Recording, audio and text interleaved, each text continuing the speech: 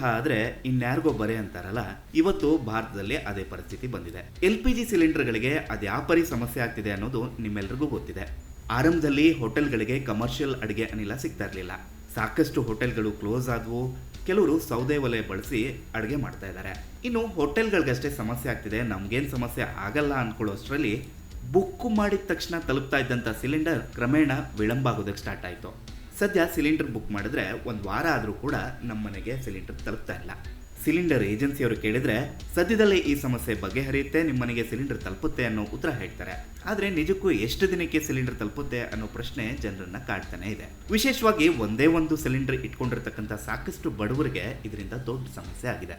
ಇರೋ ಒಂದು ಸಿಲಿಂಡರ್ ಖಾಲಿಯಾಗಿದೆ, ಅದನ್ನ ರೀಫಿಲಿಂಗ್ ಯಾವಾಗ ಮಾಡ್ಕೊಡ್ತಾರೆ, ಹೊಸ ಸಿಲಿಂಡರ್ ನಮ್ಗೆ ಯಾವಾಗ ಸಿಗುತ್ತೆ ಅಂತ ಅಂದ್ಬಿಟ್ಟು ಏಜೆನ್ಸಿಗಳ ಮುಂದೆ ಜನ ಸರತಿ ಸಾಲಿನಲ್ಲಿ ನಿಂತು ಕಾಯ್ತಾ ಇರೋದನ್ನ ನಾವು ನೋಡ್ಬೋದು.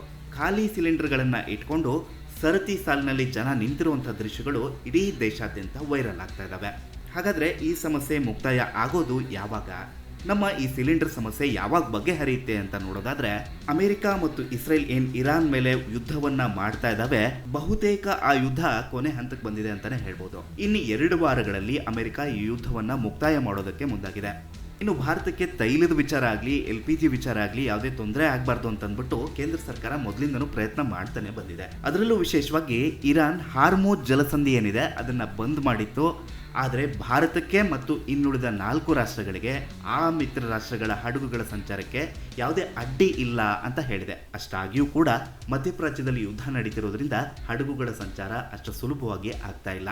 ಇದೇ ಕಾರಣಕ್ಕೆ ನಮ್ಮಲ್ಲಿ LPG ತೊಂದರೆ ಆಗ್ತಾ ಇದೆ. ಸದ್ಯದ ಪರಿಸ್ಥಿತಿ ನೋಡ್ತಾ ಇದ್ರೆ ಇನ್ನು 2 ವಾರಗಳಲ್ಲಿ ಯುದ್ಧ ನಿಲ್ಬಹುದು. ಆದರೆ ಈ ಸಮಸ್ಯೆ ತಹಬದಿಗೆ ಬಂದು ಮತ್ತೆ ಮೊದಲಿನಂತೆ ಬುಕ್ ಮಾಡಿದ ತಕ್ಷಣ LPG ನಮಗೆ ಸಿಗಬೇಕು ಅಂದರೆ ಕನಿಷ್ಠ ಇನ್ನು 1 ತಿಂಗಳಾದರೂ ಆಗೇ ಆಗುತ್ತೆ. ಯಾಕಂದರೆ ಈ ಯುದ್ಧ ನಿಂತು ಹಾರ್ಮುಜ್ ಜಲಸಂಧಿಯಲ್ಲಿ ಮತ್ತೆ ಮೊದಲಿನಂತೆ ಹಡಗುಗಳ ಸಂಚಾರ ನಡಿಬೇಕು ಅಂದರೆ ಇಷ್ಟು ಅವಧಿ ಕನಿಷ್ಠ ಬೇಕು. ಅಥವಾ ಮತ್ತಷ್ಟು ಯುದ್ಧ ದೊಡ್ಡ ಮಟ್ಟಕ್ಕೆ ತಲುಪಿಬಿಟ್ರೆ ಈ ಸಿಲಿಂಡರ್ ಸಮಸ್ಯೆ ಇನ್ನಷ್ಟು ಬೃಹದಾಕಾರ ಆದರೂ ಅಚ್ಚರಿ ಏನಿಲ್ಲ.